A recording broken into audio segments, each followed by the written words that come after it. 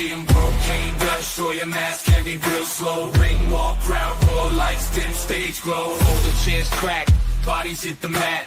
Underappreciated fans know where it's at. Wrestle tales told, every champ, every stat. Blood, sweat, and steel cage, that's a fact. In a world unseen, wrestling dreams ignite.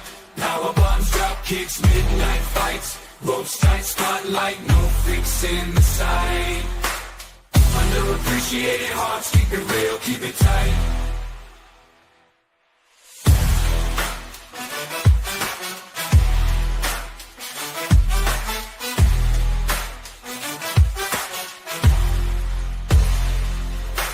Underappreciated hearts, keep it real, keep it tight.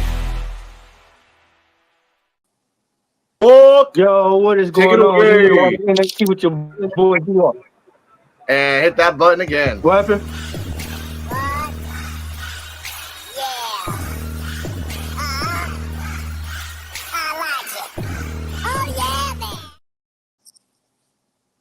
All right, D-Walk. Yo, what is happening today on this beautiful?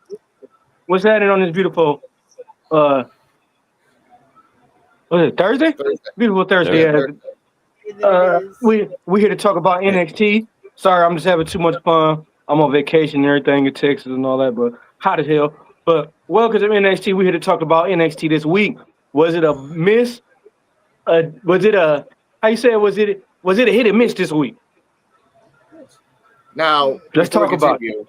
Before we continue, let's bring in our special guest. Not even bring in say our special guest, Mr. EOD Wrestling Hub 33. How are you, sir? I'm good tonight. I'm good. How everybody doing?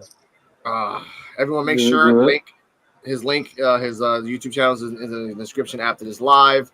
Please check out EOD Wrestling Hub 33. He does live watch-alongs, wrestling games, and really a great talker. He loves to eat too. I mean, watching you love like get that protein in. I appreciate that. I'm trying to gain weight.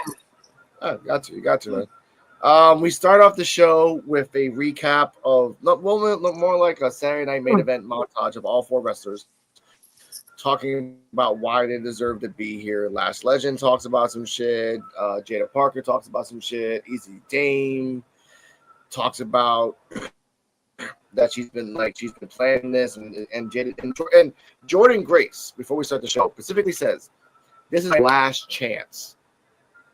So before the show starts, EOD, what was your feelings on those four montages? But Jordan Grace being the last one to talk, and the last thing to say that she says was, "This is my last chance." I did like the way the montage started off the show. Was different, and then it showed kind of the stakes of it all. And with Jordan Grace saying, "This is my last chance," because she has had opportunity after opportunity. I know Jaida Parker has also, but for her, she's kind of like the bigger star. So it's like, if she can't get it done this time, then what is she doing? So that's what. So I really like the fact that she emphasized, "Oh, this is my last time," and blah blah. Because she might not be able to get another chance to become a number one contender if she doesn't win this match. They have to let somebody else get a chance. So true. I get that. D-Walk, your thoughts on that? Yeah, and having just about every Jordan Grace match, she lost by interference. Yep. I mean, so she shouldn't say this is her last chance. She didn't. That's not her fault. Motherfucker interfered. But I want to see Jordan Grace. Jordan Grace should have been winning. I want to see Jordan Grace finally win it before she go up. And I'm tired of. I don't mind seeing Jaida Parker, wrestle, but she giving too many opportunities. There's more women in the back that it's like they picking the same motherfucker over and over again, and they trying to stuff it down our throat. Yep. There's plenty more other women you could pick between Jaida Parker and Last Legend. Let somebody else get their chance. They didn't even use Azaria. Nope. That's another thing altogether. True. They could have used her for this match.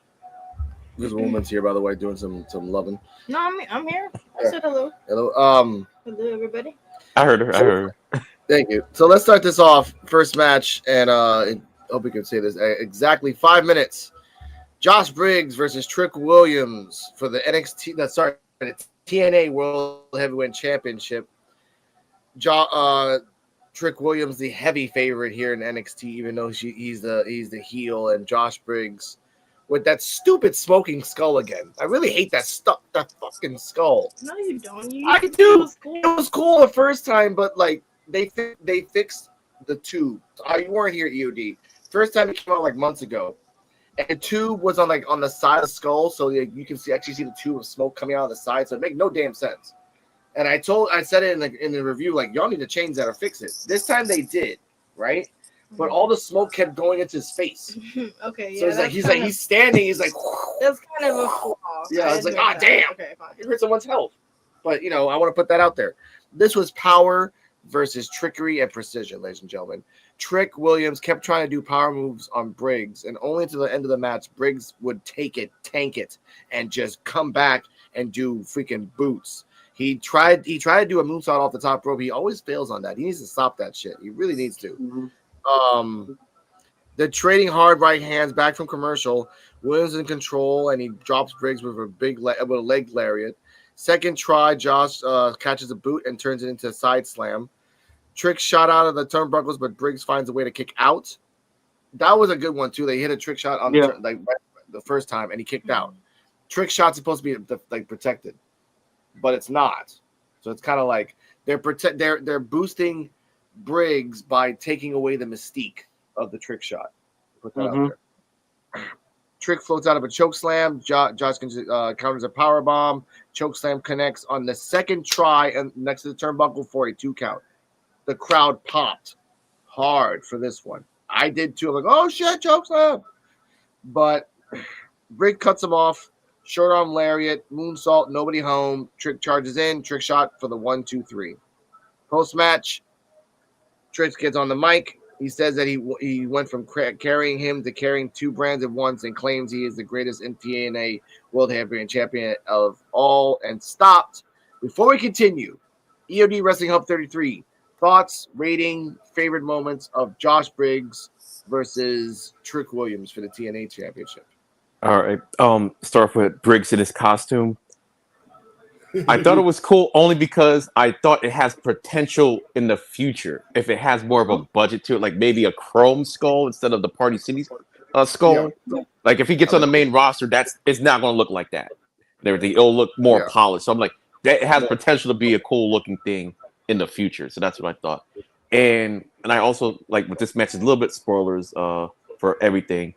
I think this episode as a whole is more of a kind of a reset. Okay, we're going to start showcasing people that's going to be the next NXT stars, and we got to start out like the way they did Briggs, like you said with the trick shot.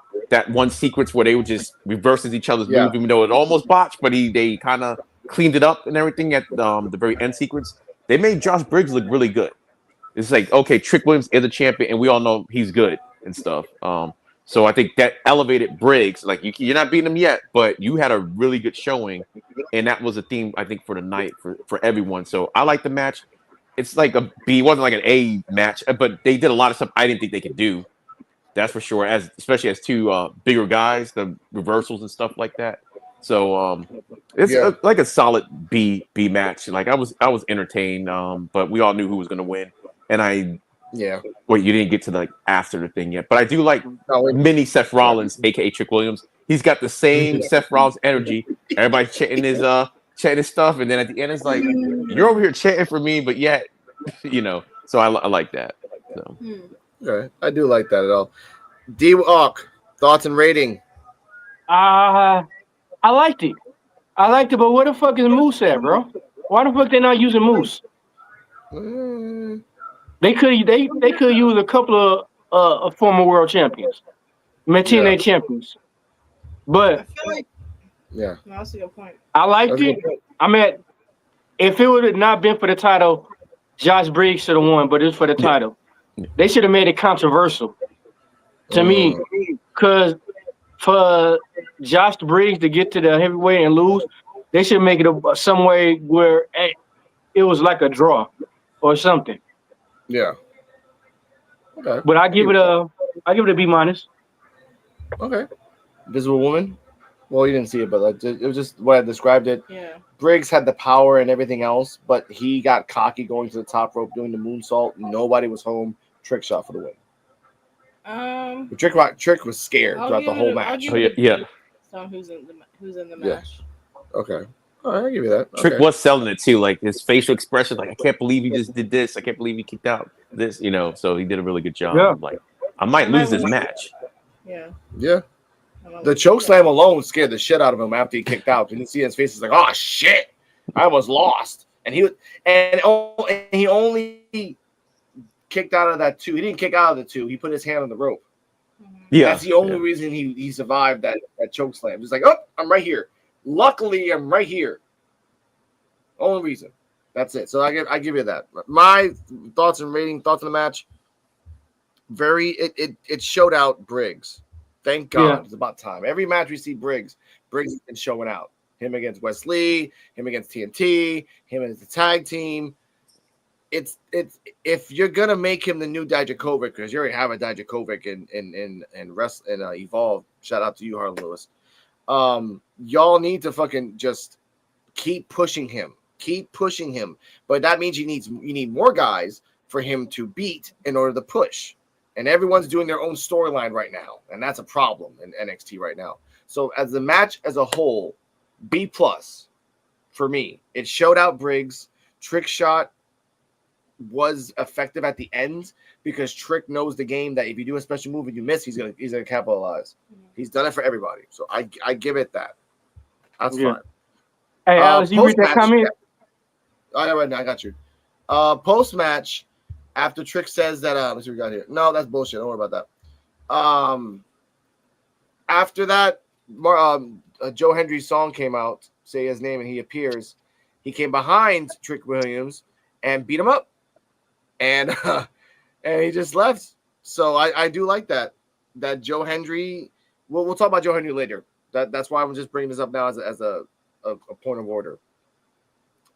Next up, we get footage. That was at 12 minutes.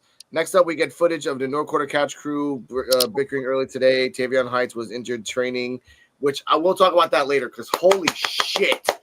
Idea, ladies and gentlemen. Idea. Putting that out there. Tavion Heights was injured training, and Charlie Dempsey tries to get him to back out of the match tonight, but Tavion says he's cleared, and the doc gave him a protective face mask, and nothing's going to stop him from beating Javon Evans and getting out of NQCC. To give context to everybody, Tavion Heights cut his lip. Yeah, he had to get stitches. Cut his top lip. Yeah, he cut his top lip on the left. Like, see where my finger is? That's how big it was.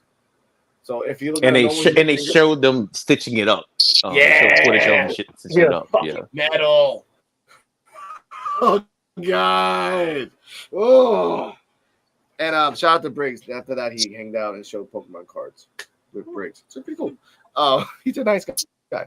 He was doing training in his house, like fucking prison training, just like in the dirt, lifting up bells in the dirt. I'm like, oh, this motherfucker's crazy. I love him.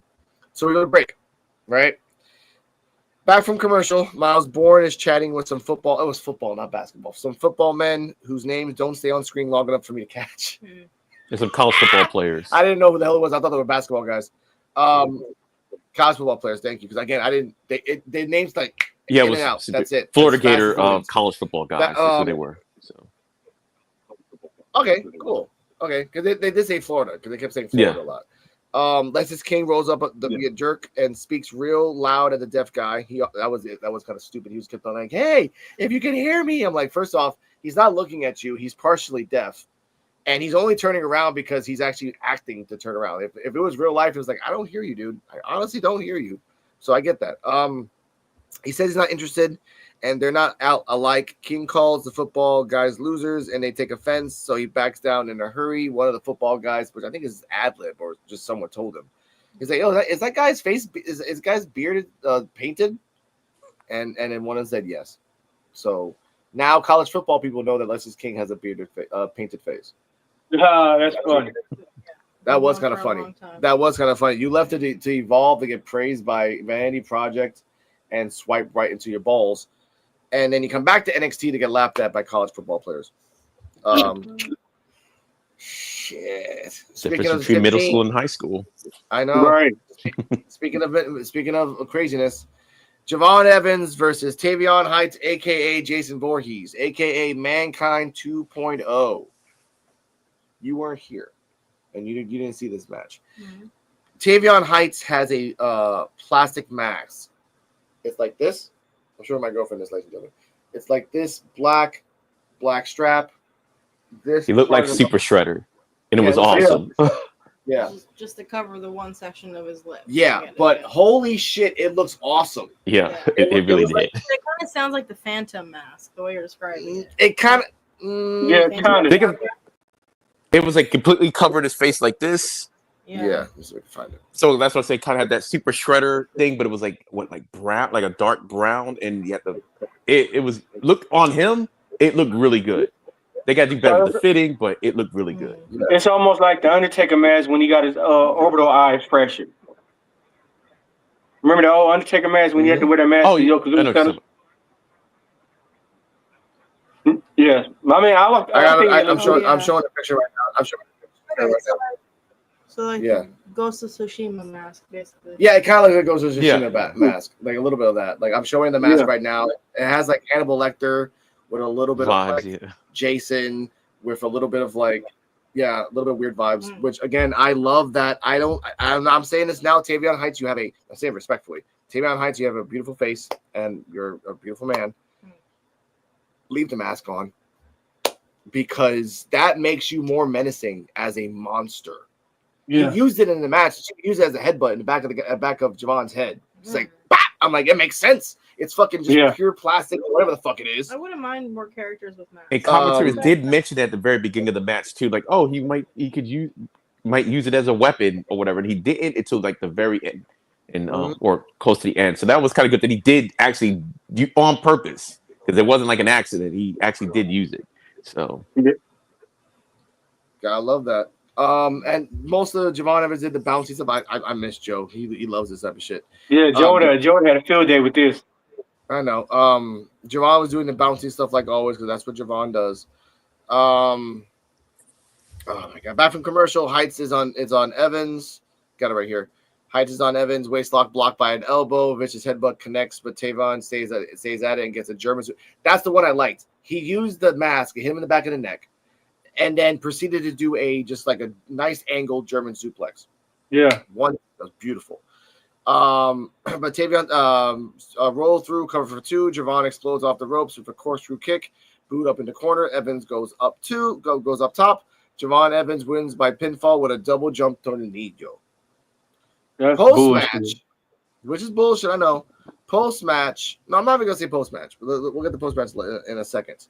EOD Wrestling Hub 33 favorite moments, thoughts, and rating of the match. one of my favorite moments is just when he got into the ring and he put that mask on because it made him look like a completely different. He looks, even though he's a face, he looks so menacing with that mask on, and I was like, oh my god. Let me see, my favorite part of the match. It's kind of hard because I'm gonna go give my rating right now. This match to me was like an A. This was an A match. Like, okay. I did not know this man was this good. Like every time I see Tavion Heights now, he's impressed me more and more. The more I see him in singles action, he was manhandling Javon Evans in the beginning for a long time, and with moves that not that I've never seen him before. It's like he was just so aggressive with it, even though he was a face, and it was like it was crazy. Javon, like you said, he did the but I think I even mentioned it like on my stream something about it. I'm like, I call him bouncy a lot. I think so. Yeah. But yeah, to me, just this was like I was saying earlier. The theme of the night seems like they're transitioning to the next crop now, finally, and they're really doing a good job with showcase. This was not more for Javon Evans. This was about Tavion Heights, and he looked really good, even with the loss. So that's why I'm like, it was an A. I can't even think of like my favorite part. Like Javon Evans did so. I mean, Heights did so much and everything in the beginning that impressed me. I'm just like, oh my god, like this is and the mask really. Yeah, they got to keep that. They got to keep that. They got to. So. I'm gonna clip this and I'm gonna tell Javon. I will tag Tavion Heights on Instagram and tell him keep the fucking mask on. Yes, it was awesome. Yeah, It reminds me of like an alternate universe Matanza from Lucha Underground. Like if he wasn't short and named, JC Mateo from another universe. I wanted more of that, like him. And before we continue, subsequent question: if he keeps the mask, what belt should he get? Tag, NA, or NXT? NA. He's a single competitor now. Like he has established, he's one of the guys that's next up. Really, technically, he probably could do it, but it's like, okay, they have a lesser division for the heavyweight for the NXT championship than they do the North American, and they don't even have a North American champion. It's like two guys. The top is just really one guy, Oba, and everything. So he could do either one, but I think at some point, Miles and Tavion are gonna have to square up for whatever belt that they're gonna be going for. I think at some point that's gonna happen. So okay. Cardi M with the new Tavion, I call the let's call it the Evil Heights mask. Call him the Ghost. I can call him a Ghost. What's the ceiling for him? Tag belts, North American belt, or NXT belt? If he keeps the mask, I could see him going for the North American belt in the near future. I mean, that's. I can see that. Yeah. If it's ceiling, I could see NXT championship. Yeah. For ceiling, I just thought it was like next thing, but the ceiling, yeah, he could be NXT champion, first North American title, because they don't really have anybody anyway. So if you build them up enough, so they could. Him and Miles can have like a rivalry. Like that's exactly what I'm the belt, saying. But they have to beat each other. What I didn't like, the wrong person. I'll take that. All right. The wrong person won in my eyes. They're not trying to break up NQCC just yet. They will eventually, but that's not now. Yeah. Not right now. But okay. Yeah. Post match, but still. Jasper Troy. Yeah, I know. Post match, Jasper Troy appears out of nowhere and takes Evans out with a boss man slam. That's the first attack by Jasper. That Troy. was a damn good boss man slam too. It was. He's learning. Him and Bryce Donovan do a very Bryce Donovan does like the black hole slam, but he could sort of a boss man slam, but sort of anyway. We get a recap. He gave me Abyss vibes when he do that sidewalk slam. He gave me Abyss. He did. We see we got another one here. Oh my god, both of you guys. Hey, David Priest and Kara Guru, whatever you are, you guys are both scammers, and you guys need to collaborate with each other because again, you just jumping on things. Thank you guys. We get a recap of D'Angelo family business, including some social media business where Noam Dar is hurt. That's gonna piss me off too. We'll talk about that later. Noam Dar is hurt again and got stripped of the NXT Heritage Cup. We talked about How long is he hurt? How long is he hurt? No one knows yet. No one. They just said for Liv Morgan's between 6 months and 6 months. Yeah. So that's Liv. Noam Dar, we didn't know what the fuck happened. He's just supposedly hurt. Damn. Luca Crucifino got Tony D'Angelo the match for the vacant cup against Channing Stacks, earning some Tony's trust back, all while Stacks still claims Luca is working as his consigliere. He says he did say in the camera, "Thank you, Stacks. Thank you, Luca, for this." That's kind of fucking up everybody else for that. Next up, at exactly 23 and 40 minutes, Ashanti the Adonis versus Ricky Saints. Now, I wanted to get the video of Ashanti dancing. And I love that they were talking to Booker T and he's like, "Did you teach him that?" He's like, "Oh, that's a step up. That's a step up." And then they told Booker T, "Can you do that?" And he's like, I'm like, "Okay, you fucking lazy son of a bitch, you can't do that." All right. How do you teach it then? He didn't want to answer that. We'll get to that. Ricky Saints, came back after injury. Bad larynx injury after they showed us this on camera from the medical facility 2 weeks ago. Brawling to start, trading right hands. Saints with a knuckle lock up top for Old School, setting Adonis to the floor and posing as we get the break. Back from commercial, Saints blocks a whip, but Adonis drops him with a DDT. Fireman's carry, dropped into a brain buster, not enough. Back and forth, Ricky gets the better of him. But before that, Shanti was doing a couple of things. He was selling like Shawn Michaels with a bump back and everything else.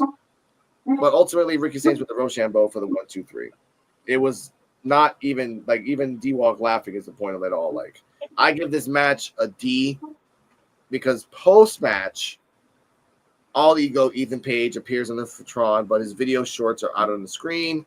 In any case, he attacks Saints from behind, thinks better of Twisted Grin before hitting a Rochambeau of his own.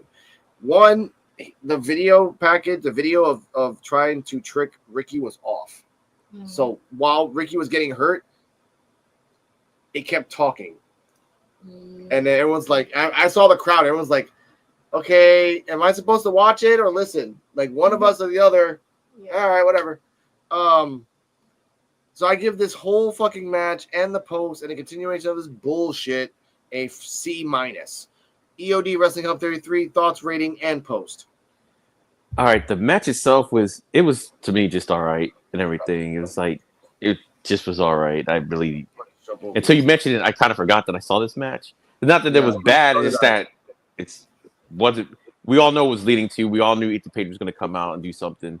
I did like the fact that he did try to trick him and everything. And I'm glad they're using. I keep saying Shanti. I have a daughter named Shanti, so instead of Ashanti, I'm always saying Shanti. Ashanti the Adonis. At least they're using him and everything, and he is good. It's just, I mean, he's kind of just there for the storyline and get beat. I did like the fact that Ethan Page did try to do the little trickeration, even though, like you said, it did mess up because it kind of stopped at first when he came in, but then I guess it kept going, and then he did the Rochambeau on him, I believe, at the end. And like I said, that's your North American division right now. It's Ethan Page and Saints, and we both know they're probably both not going to be long for this world on NXT. They're probably going to get called up sooner rather than later. So you got to start establishing some people for North American things. So it was all right. See, it wasn't like the match itself wasn't a bad match and everything. Just average. It didn't really do anything for me. So see. Yeah. All right. D-Walk, thoughts and rating of the match and post. Ooh, in my Bubba Dub voice, trash. I'm tired of seeing both of them. I'm tired of seeing P. Diddy 2.0.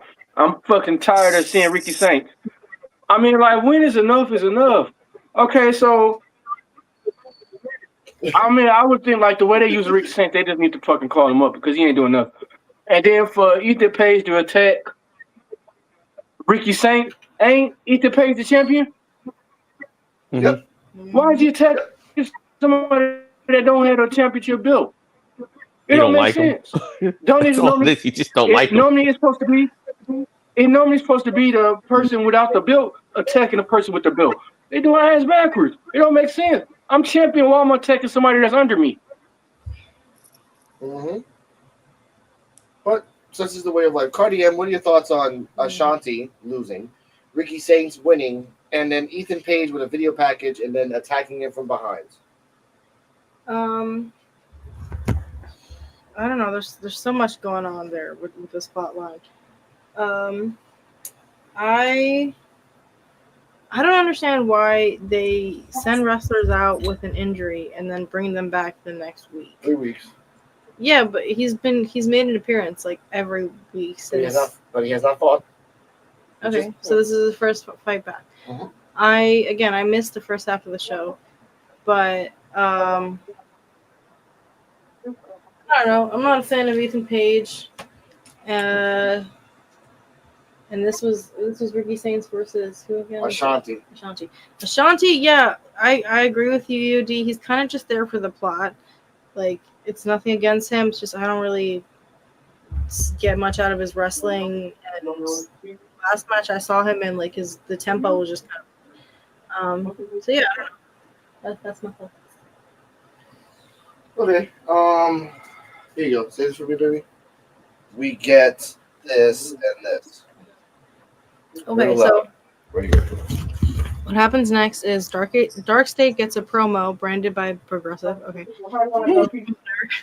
because nothing says making your insurance payments like a gang of wrestling vigilantes. Yeah, that checks out. Obafemi is shown walking backstage just on a to break. Right there. Yeah. EOD, what are your thoughts on Dark State? And I heard all of them talk except for Sugar. They're not letting Sugar talk. What are your thoughts on the Dark State promo? All right. When Invisible Woman mentioned Dark State, my face betrayed itself yet again because my face is went. It's Dark State. I all right, I get what they're trying to do with Dark State, but to me, it's just I don't know. I don't get. I did like the fact because I was like, oh, you haven't seen him in a long time, and then right after I said that, they were like, yeah, I know you haven't seen us in a long time. I thought you forgot about it. I did like the fact. Oh yeah, I guess they realized they haven't been on TV a lot either. Yeah, everybody talked. You got the one guy. I don't know why he reminds me of Channing Tatum for the way he talks. I don't know. I just keep thinking Channing Tatum for some reason. I don't even remember what they said or what they're about to go do because I don't really care for the group that much. I think Sugar did speak toward the very end, but by that time I already checked out and everything. So the segment was all right for what they're trying to do. I'm just not in the Dark State at all. They're like Timu Nexus or whatever. It's like Damn. that's what they are to me. No disrespect to the guys because I knew like some of them individually. Like I think the Channing Tatum dude, even though he looks nothing like him, just his cadence, the way he talks is like him. I think he could be probably a good like singles competitor. And the one guy that was a super nerd, now he's like I don't know, death row and everything. Talk about fucking goddamn Stephon. So yeah. Yeah, oh yeah, that's the guy. Yeah, so I do like him individually. I like what they're trying to do with it, but it was like that's a drastic change of character.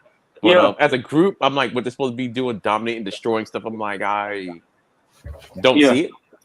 I mean, that's like a high schooler bullying like a kindergartner. I'm like, okay, I don't see it or whatever. So, just the NA rating for me for this thing. It was just I'm not applicable. So. Hey, Dark State give me vibes of how after you make the popcorn and it's all hot and you sit on the counter for like 3 days and it gets stale. That's not like I'm tired of Dark State because they're not using them right, just like they're not using the whites. They ain't using them right. You know what the thing with Dark State is? It's like it feels like they're supposed to have a backstory. They don't. And they don't. Like they're supposed to have some evil mastermind that's behind it all, and they've never anywhere. Like we were all speculating, like, oh, who's in charge of Dark State? And they're I guess there is no one. They're just attacking people for no reason. Like I really thought it was Javon and giving Evans them a belt made no fucking sense. Give the belts to 4 guys that were just random. It seemed like it seemed like Javon Evans had history with them, but they never addressed it again. So. And it just sucks ass, but we'll continue on. Obafemi makes his entrance and gets on the mic. 32 minutes.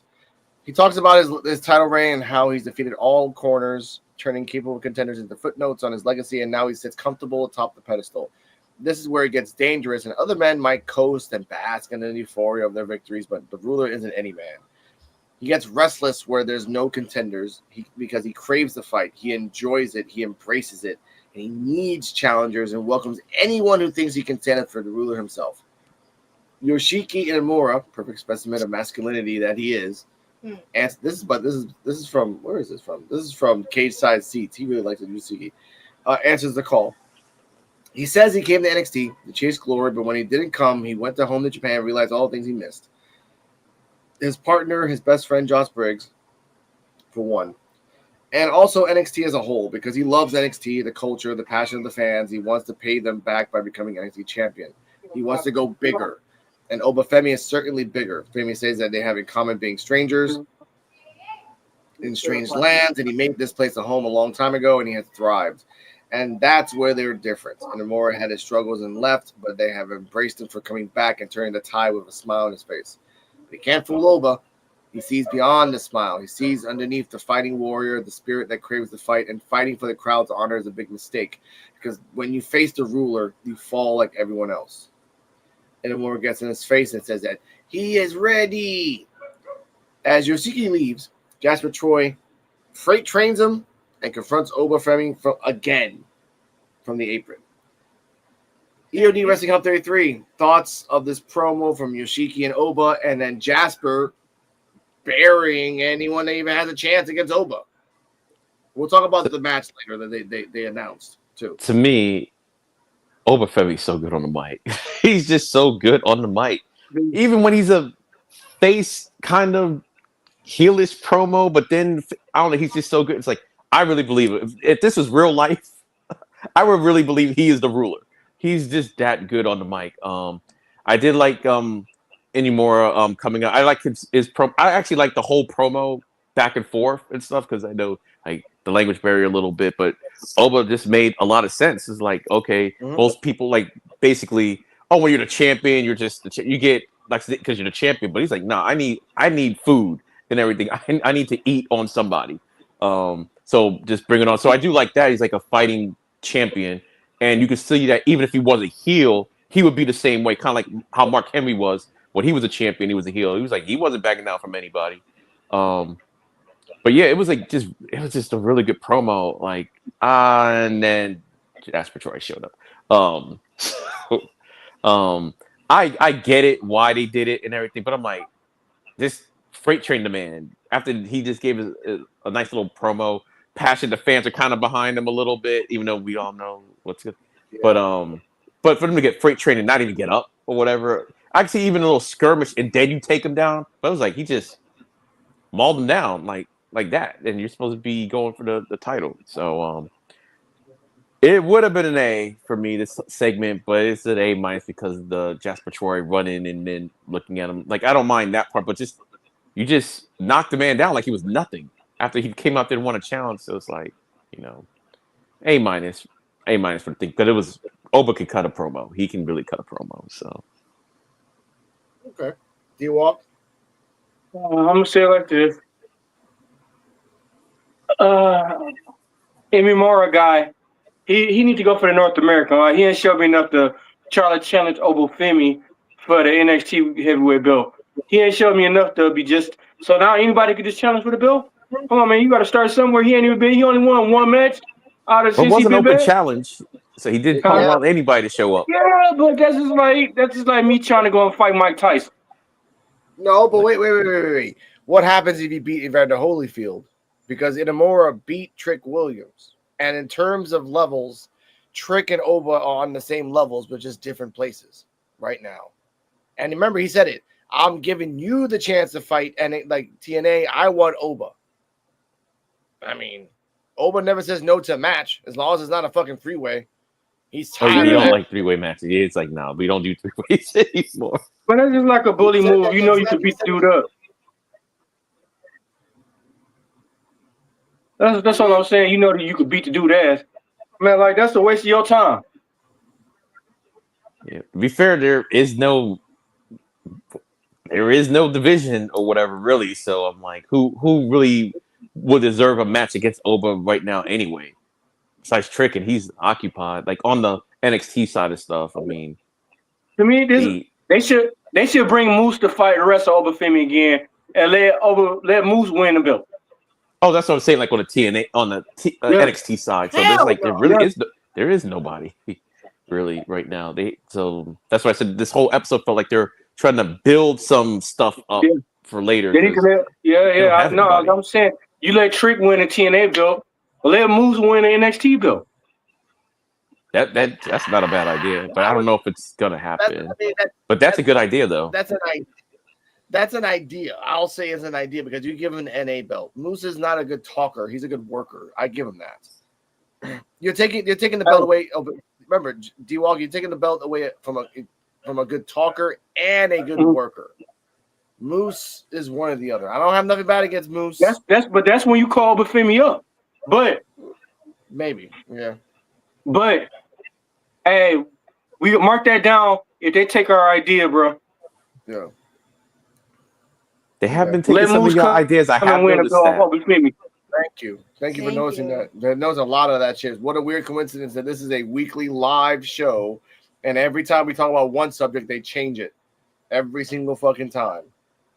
Bastard. I think somebody needs to be in the writer's room. Maybe I could call some of these guys up. All right. Hey, one go, we all going. I know. 39 minutes. Here we go. Izzy Dame rolls up to chat with Tatum Paxley and gives her a gift and asks her to be in her corner in the main event. It was a gift of like Izzy Dame doll. Mm-hmm. Here's the Izzy Dame doll. Yeah. And she's like, yay! And she audibly say, yay! And then freaking, that's later too. So Ruka and Zarya roll up and Dame snipes at Zarya, saying that the title her best friend holds is as close as she'll get to the title. Dane walks off and Tatum follows her and runs into Nico and Sean. Izzy introduces them and Spears says that they have their eyes on some gold of their own. That could be something else that's later on. Tony D'Angelo makes his entrance and sends the break. Back from commercial, Trick Williams berates the high rise backstage and Wesley informs them that he's going to be whooping Joe Hendry's ass next week. Williams likes the sound of that and tells them from that if they take care of Joe for him, he'll owe them all. So we get Wesley versus Joe Hendry as we saw next week. Okay. That's fine. With High Rise in the background, which is not High Rise, they're TNT. If they're a trio, they're High Rise. If it's Wesley fighting by himself, it's Wesley and TNT of High Rise. It's fucking technical as fuck, but say it right. Okay. 40 minutes, 45 seconds.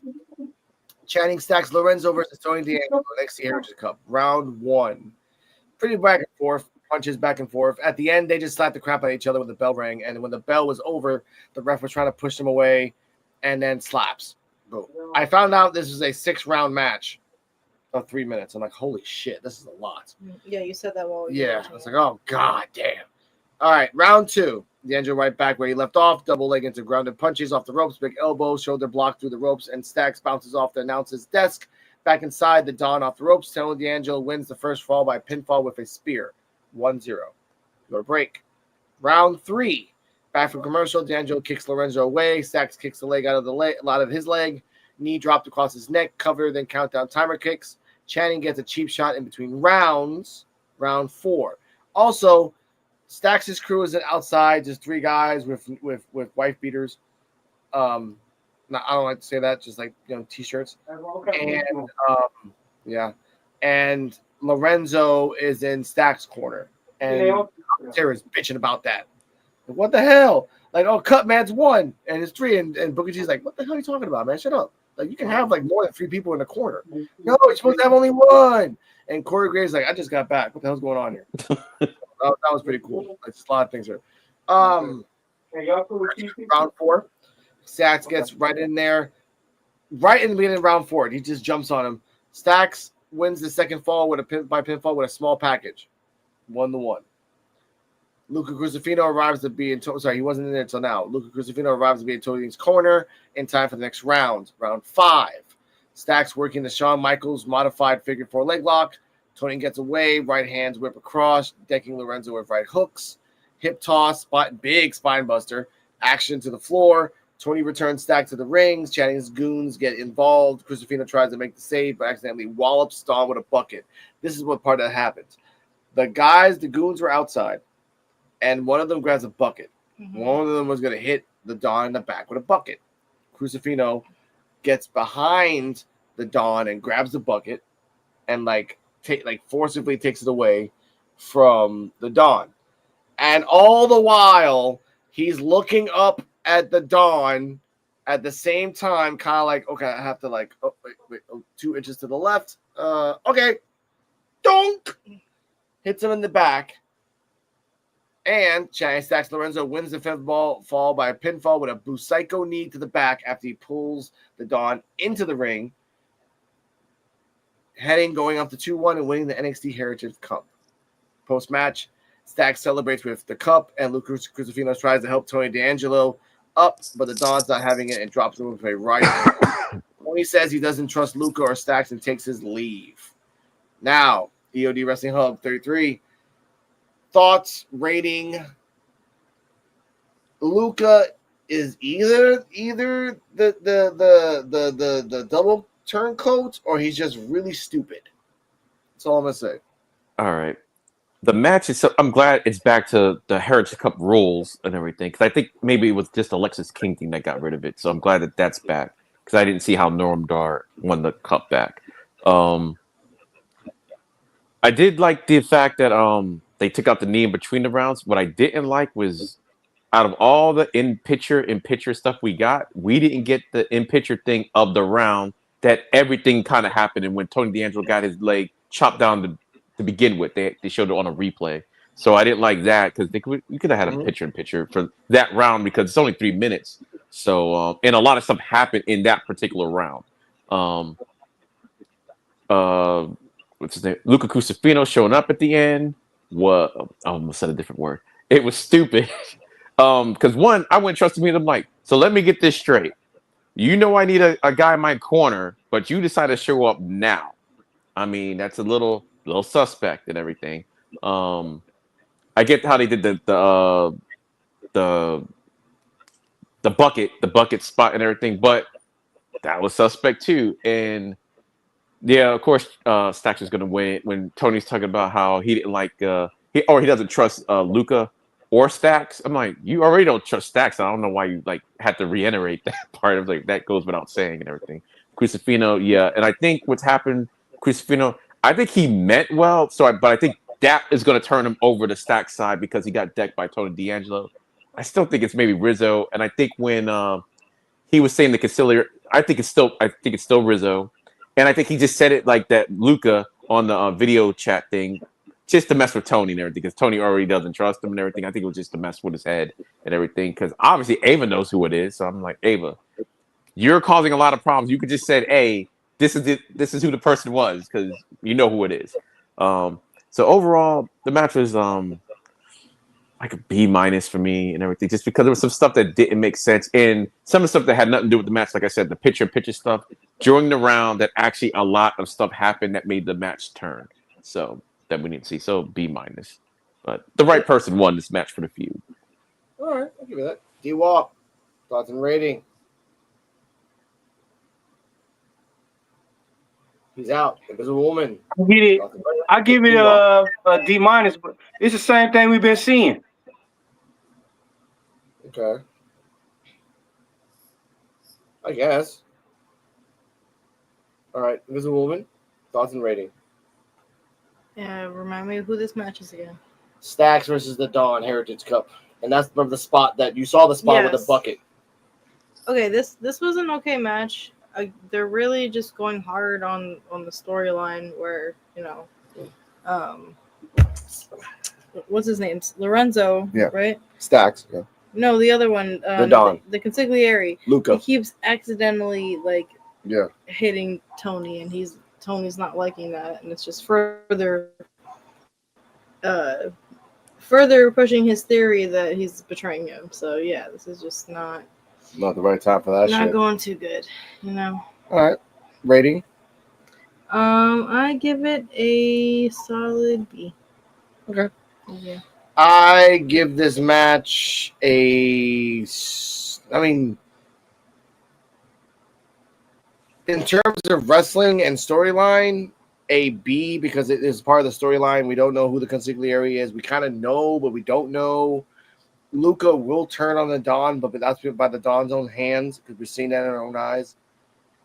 Rizzo being the consigliere and turning heel, I can kind of see it, but she has to forego her accents. Like, it has to be like no more like, hey, what's up, you guys? Hey, like, no, none of that shit. Like, I think she would mature it. Tone it down. She has to be like, exactly, tone it the fuck down. Yeah, like still have the accent because it's still her, but not as like loud. Like now you're matured about, so you know. Just grown Rizzo. Mm-hmm. And she wears suits all the time, right? She wears suits all the time. I want to be like straight up like businessman, like mafia style suit. Like that's you now. If you're you're not going to wrestle anymore, then you have to be a manager that is like kind of like Lana, but without the sexiness, because she doesn't need to do the sexiness. Like she's just scary as she is. I'll put that out there. After that, 49 something. Oh wait a minute! Before you get to the next thing, I was gonna say. What was I gonna say about Stacks? One, Stacks, you gotta get your dress code up to if you're gonna be the Dawn. And I'm kind of hoping. I don't think this is gonna be the case. That this might be when he said, "Okay, I don't trust you." So the Dawn's gonna leave NXT instead of like getting kicked out. Like, okay, I'm done with all this. I'm leaving, and then hopefully he goes to the main roster. To me, I'm like that'll be a good way to just send them off. Would be this match. Like, okay, I'm out of here. I'm just gonna leave town. I can't deal with this. I'm going the greener pastures. All right, sorry. Okay, I can get that. I do like that because you've been saying it, and I've been saying it. Joe's been saying it. The Dawn needs to leave. It's time. He needs to go to where we don't know, bars. But what we need to know is that if Stacks is going to be the Dawn or not. If he's going to be the Dawn, he's going to be an evil Dawn.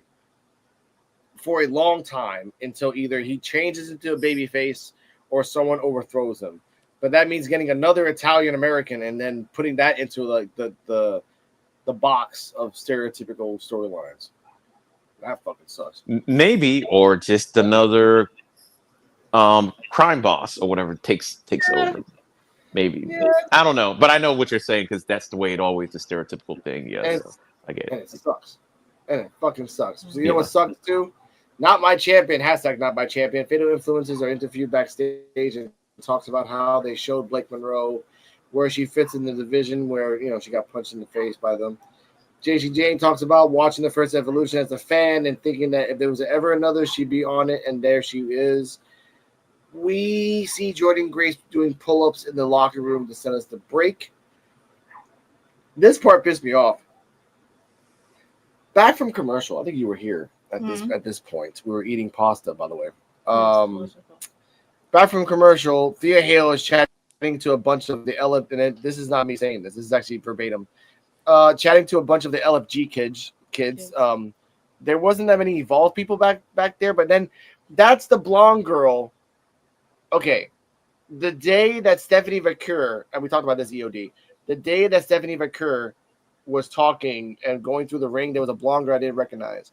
And then that same blonde girl was in the back with Callie Armstrong, Kendall Gray, and there was another one. That's her. Okay. And I was like, okay, it's the LFG girl. Okay, fine. Now I recognize her because she's the LFG girl. I'm like, who the fuck was her in like for a month? Didn't recognize her at all. Thea Hale is chatting to the LFG kids about her trials and tribulations, and she almost like put the Kimura lock on one of the guys. She's like, oh shit, fuck you. She's gonna break my arm. Lainey Reed, who I guess after losing, hanged out with a guy named Stu in some motel somewhere in Orlando, and then came back a totally different person. Rolls up to tell her she's getting played like a fiddle and to calm down. And Last Legend with her, I hate that shit, rolls in to tell them to save this and solve it later because right now they need to watch her get things done. And she walks away. Period. There's a lot of backstage that I fucking hate. You know what? Let's start right there. EOD, what are your thoughts on Thea Hale's campaign to show people that she should have been in the match? Lainey Reed, I guess, did cocaine for the first time ever, and now she's a whole new person. And Last Legend's bully, because she's a bully now. She's a bougie bully, she calls herself. Oh, she always been a bougie bully, but she just kind of got over a little bit, and they kind of became faces out of nowhere. But for Thea Hale, I remember y'all saying this last week. Ava didn't address it, but she addressed the fact that the tap out and telling people, did you see it? You saw her tap out. And so they did bring it back up from last week and everything from the tap out that she beat Jaida Parker. And what's her name? Lainey Reed. I remember when she first came out, the first thing I said is like, this looks like a heel entrance or whatever, the way she came out. I'm like, she looks like a heel. And now all of a sudden I'm like, oh, well, I guess I was right. I'm like, she doesn't look like a face, she looks like a heel. And if I'm not mistaken, wasn't that was Harlan Lewis that was in the crowd, correct? With the LFG guys? Because I remember seeing a commercial with him because we were another for Evolve or whatever. We were wondering whatever happened to him. Then I'm like, wait, he's on. I saw the commercial before I saw this spot. I'm like, he's on the season 2 of LFG. Oh, so that's what happened. And so does Trill London and I think another Evolve girl. So that's where they've been at. So spoilers and for the Evolve show when we have it. It's like that's where he's been at. So I was like, oh, I'm like, okay, I'm just thinking he was injured or something, but I was like, that's where he's at. And Lash is coming back up, and I guess because Lash started out with the bougie bullet, it's kind of like Bianca Belair. People forget she was a heel most of the time she was in NXT. Everyone forgets that. But Lash kind of got overheard Jake and Jakara. They got over, so they weren't like kind of heels anymore. So now she's kind of going back to that, but it's like her heel persona she kind of found her face persona. So now she's trying to go back to the heel, and it's like she's got to try to find what her character is again. So a lot of the lines, it kind of felt forced to me and everything, but that's about it. But it was a decent segment. So I'm like, and they did bring up the tap out that y'all saw it, right? Y'all saw it. So I like that. I do like that too. If one thing before you go, Guardian, The point where Bianca Belair turned from heel to face was the fact when I remember this too. I watched it on NXT Live. It was the fact when Charlotte Flair came back Charlotte to NXT. Flair. Mm-hmm. Yeah, and then Bianca said, "You don't even go Yeah, here." you don't even go. I just kept telling Charlotte her, Flair? like, "What? I'm You gonna don't even beat go here. that What are you ass. doing here?" Yeah, I remember that. That's when she turned face. Yeah.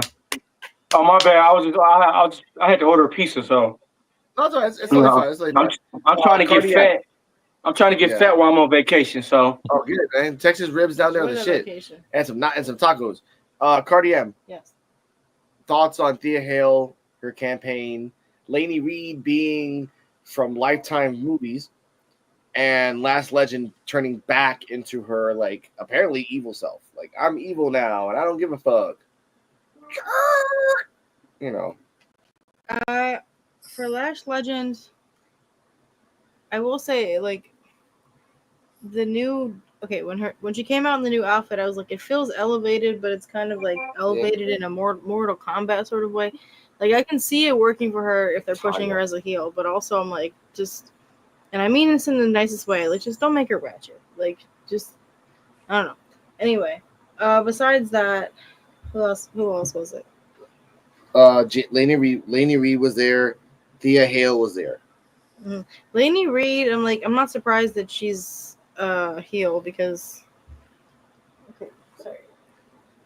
Okay, the heel. I'm not surprised that she's a heel.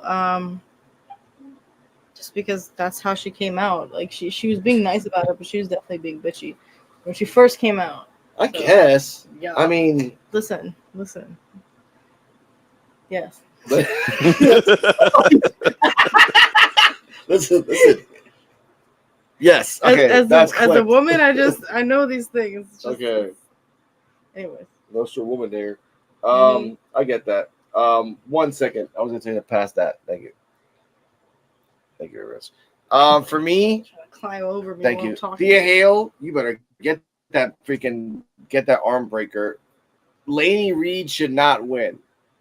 no. But Lainey Reed just lost. Here's the thing though. Lainey Reed should not win, but Lainey Reed just lost. So therefore, how do you protect Lainey Reed while at the same time not burying Thea Hale? That's the question, because there's probably gonna be a match next week or next week, because they talked their shit, so they're gonna have a match soon. So I give them that.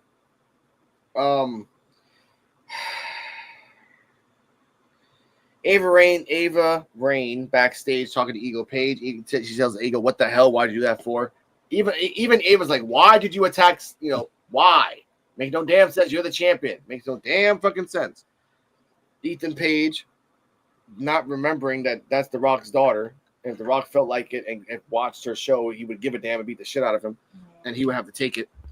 Either way, he says he's been trying to be best of his best behavior, but Ricky keeps pushing his buttons. Ava calls him pathetic and says that she's sick of this. He says that he's sick of it, and she just has to make sure that Saint stays far, far away from him. She tells him that they both need to be in her office next week to settle the problem. All Ego says that he'll solve it on his own terms and gets his phone out to call Vanity Project, which Ava says that's your comfort blanket. Yep, put the V's up.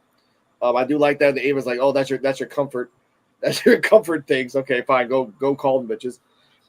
We hear a commotion Support group. Yeah. That's what you said. Yeah, there's a support group. Oh, you fucking bitches! I love that shit. We hear a clattering. Ava runs and sees Hank and Tank beat up. There's a chair. There's a fucking chair in front of them on the floor, left. So EOD Wrestling Hub. Who beat up Hank and Tank? Oh, the Culling. Oh, sorry, throat problems. Who care? Anybody. I don't care. The janitor could have did it. I don't care. As long as they got beat up, I don't care. Bullshit. When there's a fucking chair on the floor between those two guys. Hey, maybe the trash guy did it. I don't know, but I'm happy about it. EOD, your thoughts? Who did it? Well, we definitely know the chairman did it. The company had to handle some business. They got some aspirational goal themselves. That means they're a tag team. Who's the tag team champions? Which I was like saying while I was watching the match, I'm like, where are the tag team champions at anyway? I haven't seen them in a couple of weeks. Oh, here they are. They're on the ground. It was definitely the calling. There's no doubt about it. with the chair there. They just need to come out next week, like Becky Lynch did. Like, yeah, it was me. I did it. We don't need a long, drawn out, evolved mystery or whatever. Like, yeah, we know who did it. But And I they did should like have the hurt Ethan him so Page bad. segment and everything. So I did like that with Ava. And hopefully that they call it back with The Rock, because The Rock seemed like he liked Ethan Page, even though Ethan doesn't necessarily get along with his daughter. So hopefully, maybe eventually they'll call back to it. I don't know. I don't know if they ever will, though. So But they should have made it where the Collins put him out on the sideline. They had to relinquish the belts, and we never had to see them again for a while. Yeah, that's not gonna happen. Okay, no, not for you, but me and EOD will watch them on Evolve, because that's where they'll go. Downgrade system. Hey, if they keep letting them keep these titles, I'm setting some on fire. Alive. but they still get. Actually, I just thought about this now. Like, yeah, they We said the same tag for team division. Axiom. And Axiom, Axiom turned out to be great. Left, there's no one else. Yeah. Yeah, Because I like I'll say Fraxium. this. No, but that's the problem. We used to hate Fraxium at certain points of our podcast, because like they were always there. Fraxium was like every time we liked the fucking tag team, Fraxium would fight them, and then the tag team would break up, and it would be worse. It got worse and worse. Now Fraxium's gone, and I don't even hear them that much on the main roster these days. Oh, yeah, it's sad. It's sad as fuck. Okay, I like. Oh, because they got the whole White Six thing going on right now. So. Yeah, I know, and that ain't making no sense. Hopefully that's going to be done after tomorrow. So They should have been done with that yesterday. but they don't. And Fraxion's getting. If we would have kept Fraxium in NXT for another year and a half, they would have repeated all the tag teams all over again twice. And then we have to get people from TNA, and they beat everyone from TNA. Then we have to get people from Evolve. There's not even any tag teams in Evolve. Well, the funny thing with Fraxium is the fact that they got called up. I was like, they were already called up. They were already on SmackDown, and then they went back down to NXT and just stayed in NXT forever again. It got called. So Why we can't see TNA tag teams come over and challenge for the NXT tag team titles? Why?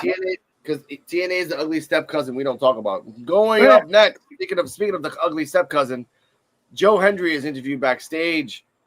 He says he thinks about losing the title to Trick Williams every night, but he's focused on winning his title back at Slammiversary, which is their version of SummerSlam. He says Wesley has forgotten where he came from because he was from TNA before, but he's going to remind him next week. After that, Jaida Parker and Izzy Dame make their entrances, and we go to break. Jaida Parker came in. I'm not gonna say anything. Izzy Dame came out and did her thing. Back for commercial, we get a Chase U vignette of where Andre Chase says that what he told Kale Dixon in last week was 100% fact, and they all need to toughen the F up. Uriah Carter says that he's tripping and he's created a toxic environment. Andre Chase says, who the fuck do you think you're talking to? They need to respect the experience, but Kale tells him that the attitude that created Chase U was also the attitude that destroyed it. So, and then they go to leave, and Chase has a flashback and has a flashback of like Chase leaving and Kale Dixon stopping him from him ever leaving NXT ever again. Mm-hmm. Cardi M, what are your thoughts on Mr. Chase University not learning from his mistakes, doing the same thing over and over again, and not considering it insanity?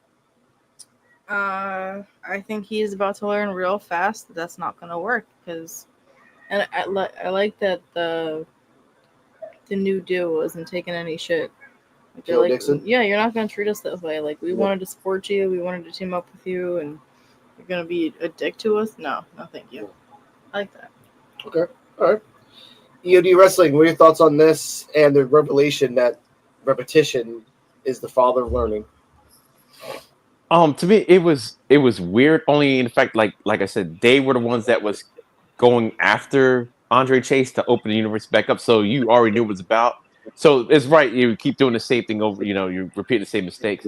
He did bring gold. He is right about that. And it ended the way I look at it. Like, hey, maybe they could have graduated before the school ended again to get some gold.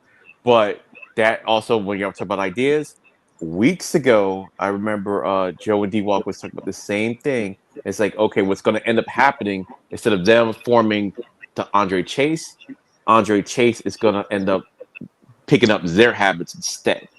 And they're about the partiers and everything. So he's gonna conform to them, and then who knows what that's gonna even look like. So if that happens, y'all heard it over here first, so weeks ago.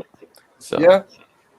And D-Walk, your thoughts on Chase University and Kale Dixon, Uriah Connors leaving, and he keeps saying the F word a lot to them. They don't give a shit. NXT don't give a fuck. They learned something with this guy. What they need to do is they fucking need to fucking hurry up and kill this fucking segment. It should have been dead yesterday.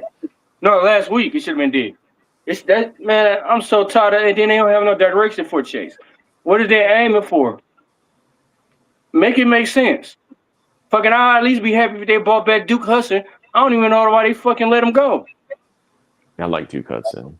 Lack of money, man. The Rock needs money for his. No, but they could have let go of anybody else. You got like fucking 30 fucking wrestlers that don't do shit or nothing, and they still there. Yeah. Look at O'Reilly. He was getting a gimmick and evolved with the O'Reilly, but he got fired just before that damn gimmick. That gimmick would have blew his ass up. It would have just been amazing, but they fired him. And Duke Hudson, he was funny. He's a good wrestler. He's not a great wrestler, but they didn't want him. They want to keep Chase University, who doesn't wrestle, to be a trainer on screen for wrestlers. And again, I said this a couple weeks ago. Not Chase, but Uriah and Kale, they're a good fluid tag team. They're giving us little glimpses, little seeds, little breadcrumbs of what they can actually do. If they become a trio, fine. But if Chase does this right, and again, I think you're right, EOD, he goes into like the party thing and drinks like crazy, and then they realize like, hey, this is not going to work for us either, so they find a happy medium, and that happy medium becomes a fluent tag team. Hell, Chase, he needs to loosen up. They need to tighten up and meet in the middle. Is what they're going to end up learning. Chase can become the new Bobby Heenan once he knows what his product is worth. Like, I know these guys are. I've hanged out with them. I've gotten drunk with them, but I know that if they turn on the buttons, they can go, and I'm gonna promote them that way. So Chase University become like Bobby Heenan. I will say that. Commentary hypes up matches for next week. We have Wesley versus Joe Hendry. We possibly have Thea Hale versus Laney Reed, and a couple other things. But we get to the main event. Izzy Dame versus Jada Parker versus Jordan Grace versus Last Legend for the NXT Women's Championship number 1 contenders match. Not again. Well, you know what? I'll say this shit now because I'm kind of tipsy. All right. One, Jada Parker, in the time that I've been watching NXT Time with D-Walk and participating in this, and it's been about a year and a half now, more or less. Jada Parker has had 6 title opportunities. 6 in a year and a half. 6. You know how many times Thea Hale? 1. You know how many times in Last Legend? 2. Hey, Jada Parker had just as many chances than Nia Jax. Yeah.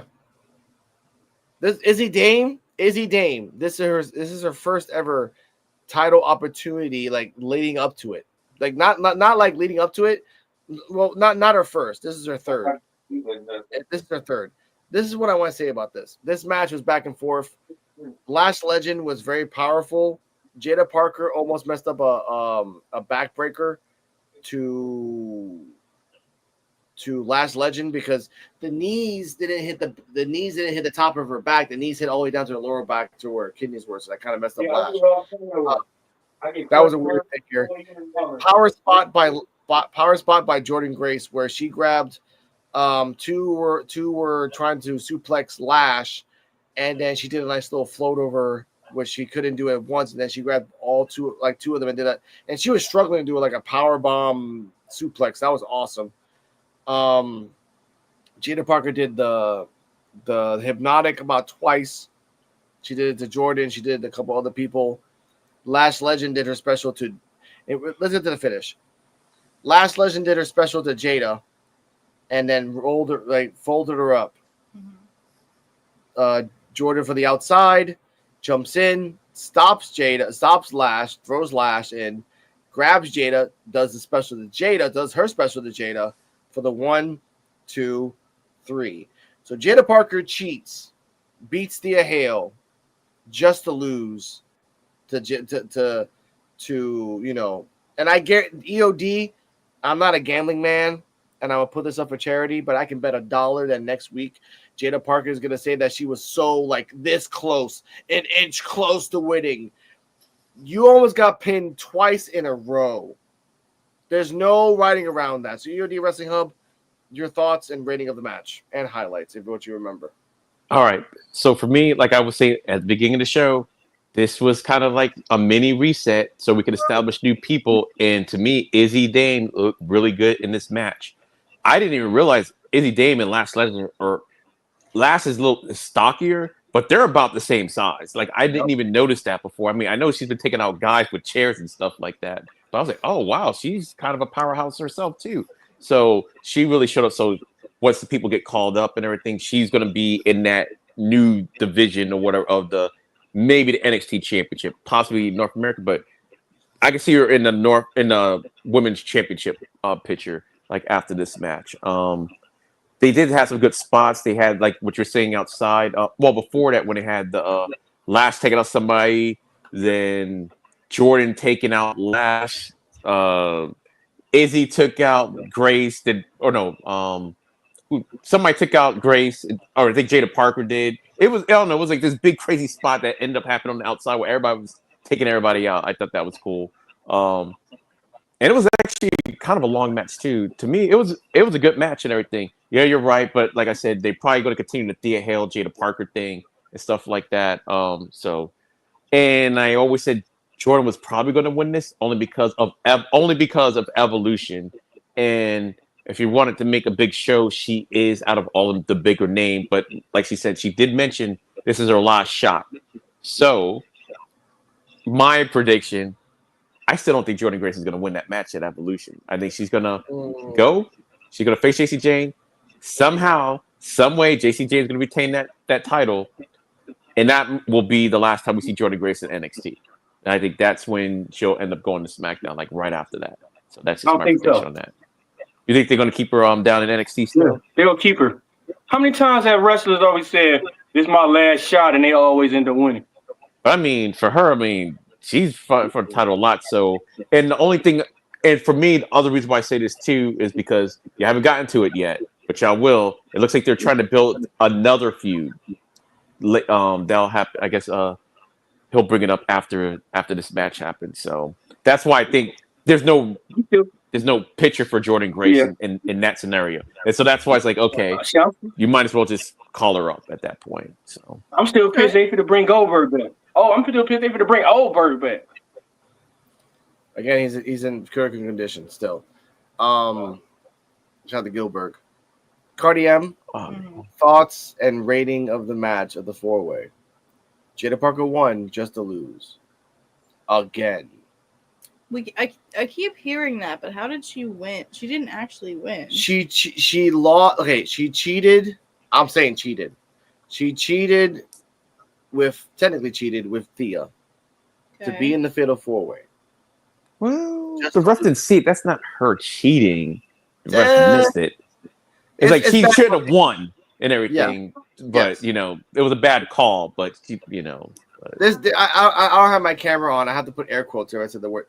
She technically won a match against Thea Hale, even though she wasn't supposed to win. Yes. Eyes of everybody. There we go. All right. She did tap. Yes. She did tap. Yes. So, and then she's like talking all this shit. I don't care about anybody else. She's been saying the same fucking shtick for a year and a half. Clock it. It's my time.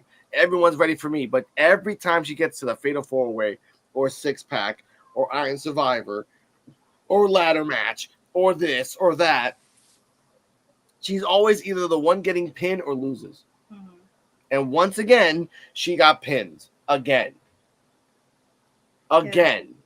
And I know Black Couch Booking, I love you. She is the fucking 2025 Tyler Breeze. Always going to the dance, but never winning the crown. So how is she always getting chances and she the one to get pinned? This 44-way match, she got pinned. She needs to start all the way back. Yeah, but she never does. She never does. Like 2 weeks later, she's in the fatal 4-way, ladies and gentlemen. She's a qualifier for this. I'm like, what the fuck? Well, I think that's how you answered your question. The fact that they have the tournaments instead of like, so like the tournaments like, hey, it's a 50-50 thing. Somebody's going to win. So she just kind of ends up back in it. So it's not like I'm automatically number one contender. It's like, oh, you kind of, whatever you did, what you had to do to get to be in the position. So it's not like, oh, well, you've been dominant. Your record is great. You're in here. It's like, oh, it was a tournament. And so what happened to Miles Bourne? No one saw that coming. So it's an any given Sunday type of deal. But I get what y'all saying. I get what y'all saying. So, like, why her? That's what y'all trying to say. And to elaborate a little bit more. Yeah, basically, because guess what? This is the part that is a little like life hack for the NXT Women's Division. They keep saying we have the most stacked women's division there is. You've been using the same 8 women, minus Cora, minus Roxanne, for a year and a half. The same women: Tatum, Ren, Thea, Jaida, Lash, Jakarta. You've been using the same women, and in the same time, the most person that's ever gotten over in a year and a half is Jaida. I don't hate her as a wrestler. I hate the fact that they booked her like fucking Tyler Breeze. And I used to love watching Tyler Breeze, and for a brief time, I thought he would win the belt. But after he fought this Japanese freaking guy, legend, God, Jesus freaking Christ, what's his name? Liger. He fought Liger. And then after that, he was in one fatal 4-way, and then another 3-way, and then I'm like, and I'm rewatching this in NXT. They have it on the YouTube channel, and I'm like, damn, I would fall for this. I would fall for the fact that this guy that was my favorite character, he was like so charismatic and funny, and so like great finisher. He never won. And Jaida Parker, she's been there for 3 years. When is she getting a belt? When is she ever? Are you going to make the NXT Women's Heritage Cup? So technically, she wins that. Is that what's going to happen in this fucking world? So that's what I gotta say. This match, and hey, I liked it, but just for Jaida Parker to get pinned again, and then guarantee next week, I was this close, guys, this close to winning. I'll get it next time. What the fuck? You can't be that close on your bet. Yes. Yeah. The problem is like she never acts humble. No. She actually came out and said, yeah, you know what? I got to work on my shit. I'm going to work on my shit. No, she doesn't say that. It's always just like, I'm the best. And then, I don't know. It shows us that we see who's behind the booking with her. Yeah. Like, I mean, it sucks, but I don't know. And here's an example. Kelly Armstrong was ballsy as fuck. And she got humbled by one veteran saying, hey, chill the fuck out. Mm-hmm. Jaida Parker was starting to get humble, and then she meets Mickie James and went to shit. Take your spot. Do whatever you need to do. I'm like, it's just that wasn't good. That wasn't good advice. Guess what, Mickie James? You got kicked out by Michelle McCool. We'll get to that another time in our lives. D-Walk, rating of the match. This fucking match a D-. Yeah. I get that. Because it's the same shit over and over again. When is she not going to get another chance? I'm tired of seeing Jaida Parker. Yeah. Nothing against her, but just I'm getting tired of her shit. She gets a lot of chances. Over and over again. On the flip side of that, too, if you're talking about Jaida Parker, Jordynne Grace is sort of in the same boat. She gets close, but she actually gets to the round of the championship round. She's like the Bills. She gets close, so this is what her third championship match, I think, attempt. Yep, third. Yeah, so it's like it's kind of almost the same though. She been getting screwed out of interference and shit like that. She never had a match 1-on-1. What the Stephanie Vakura match at Battleground?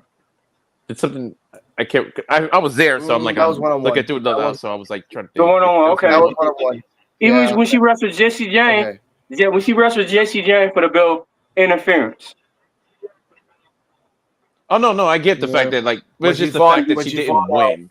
That's the kind of thing. Like, how many chances you're gonna get before you keep getting screwed over? Especially like how big you are. Yeah. I thought she Yeah. was gonna had the belt. Like, I thought she should have had the belt They back in March. So they acting like it's only 4 women in a women's world title, and they got fucking 30-something women in the background who deserve to have a fucking chance. and that's what Yeah. leads me to believe. Oh, sorry, that I think Jada Parker get called up now, throw her on SmackDown. Like, she's got to get a little bit of things like, but hey, we've seen other people go up, and you just never know what might happen when you get up there. Injury here happen to somebody. Yeah. You just never know. Like Liv Morgan got her shot because already everything quit and everything, and they had to hurry up and do a replacement.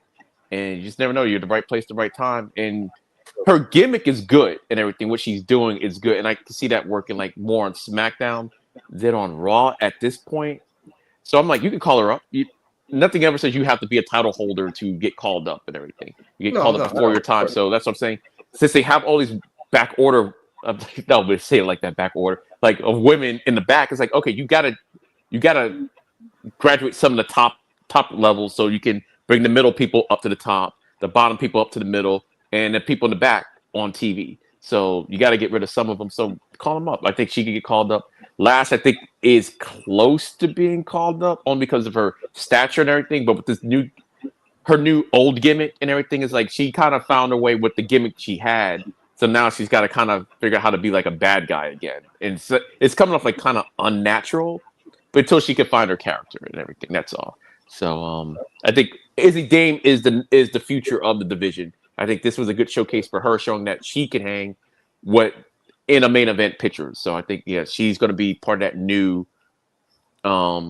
women's title picture. So, but I think the other ones, it lasts maybe later in the year. Just call them up. Okay. Question: would the storyline of Jada Parker saying that this is her last chance fit more for her than Jordynne Grace? If she was getting called up soon, like if she's like, look, I've been trying and trying and trying and trying, and I've never really gotten the big one. I've gotten to the dance, but I've never really won. And then her last match is like maybe with whoever, like let's say in hypothetical, Jordynne wins against. We'll talk about Evolution in a second, but let's say hypothetical Jordynne wins against JC, wins the belt. Then Jada Parker is like, I want to do this, and someone tells her, like, wait, you've been giving chance after chance after chance. You've never won. Why should I give you a chance? And then she'll say, this is my last time. This is my last chance. Like, loser leaves NXT, which they've done that before. If you leave, you have to leave NXT and never come back. Unless you dress up as Mr. NXT and then come and sneak yourself in. Which she can. She can just call herself Miss NXT. Wear a mask. And then make sure no one takes off the mask. And then they get escorted by golf carts outside the arena. Shout out to Bo Dallas. All right. To me, the only way that works is if I don't win, I lose NXT, because it's not in her character to be humble at all, unless you were doing a face turn. So for her to say any of that as her character right now, I don't see that happening, or it wouldn't make any sense and everything, unless you were trying to do a slow face turn. But the part where I can see her not being humble, but say, okay, well, blah, blah. Well, if I don't win it this time, like, I leave NXT. I can see that happen because, in her head, she wouldn't think there's no way I'm losing this time to go to NXT. But for her to be humble, only if it's a face, only if she's slowly turning face. Other than that, if she's the character she is now, she's never been humble as this character. So I can see her being a little bit down, like, man, but being humble, no. That's not in her character right now as a heel, and I like it and everything. So that's the only scenario. Right. But she could definitely do the leave. Yeah, and this is the Fatal 4-Way, right? This is after. Like, what if Jordynne wins the belt and then Jada Parker goes after Jordynne? And if rumors are true, Jada might be going up soon. Then I guess she doesn't have to go after Jordynne, does she? It's her character to go after the belt. That's who she is. Like, she has to go after gold. I mean, I wouldn't mind seeing it, because like I feel like it got cut short, but yeah, I don't know. I don't mind it. Rating of the match? I would give this match a. It could be a good match. I'll give it a potential A. Okay. Yeah. All right. I do that. Yeah. All right. Now let's talk about. I didn't talk about Night of Champions, so I'm not bringing that shit up. Let's talk about Evolution just a little bit for predictions. As we know right now what we have. We have JC Jane versus Jordan Grace for the NXT Championship, and in the graphic, Jordan's by herself, and JC Jane's with Fatal Influence. So, EOD, who wins? Well, this is gonna be a quick topic. Yeah, because like that's the only match right now that's on Evolution. Yeah, which is it's like 2 weeks away. It's like that's the only confirmed match. But I think JC James is gonna win. I didn't say she's gonna win clean. There's gonna be some type of shenanigans that happen, and that's why. And because oh, that's right, she didn't appear, but it happened last week. It seems like they're trying to build a Blake Monroe, JC Jane thing, so that's why I'm like, there's no room for Jordan Grace. What rumor in is that it? Blake picture. Monroe in the doghouse. Oof. Well, she could be the dog. Well, I guess card is subject to change. So if something happens with that, but the way they're doing it on TV, it's like it looks like they're trying to do Blake Monroe, JC at some point. So maybe, but it's like it's Jordan. It's Jordan. You actually been in NXT longer than I thought and everything because she really didn't need to be there. Like they'd already know who she is. So it would have been nice if she would have won a championship while she was down there just to put that like on her resume. But she's not going to lose. I would be surprised. That would be the thing that would shock me if she loses clean.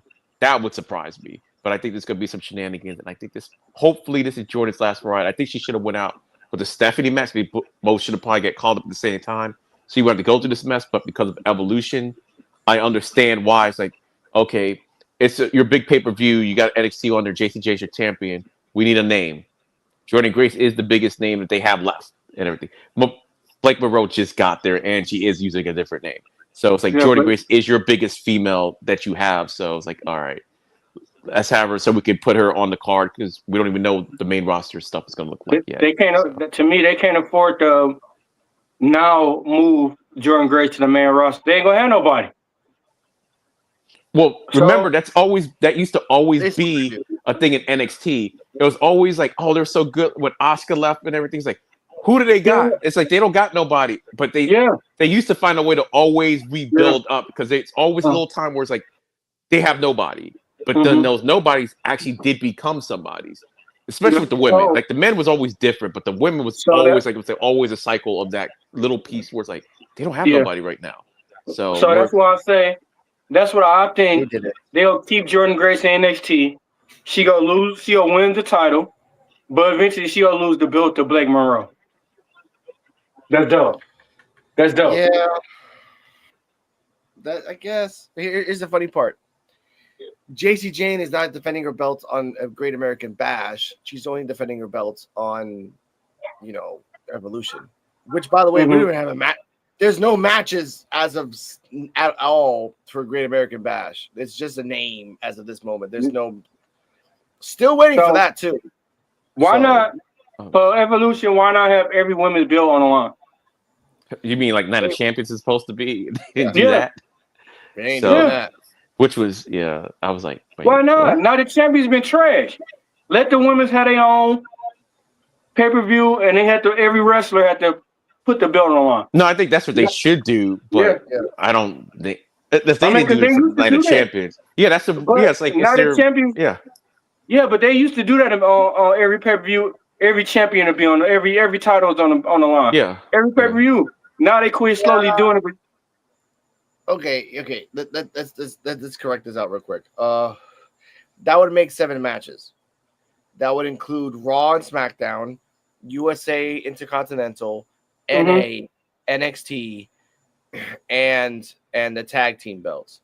Problem is, tag team belts are up in the air right now until they find out who either they give it up. So that's out the picture.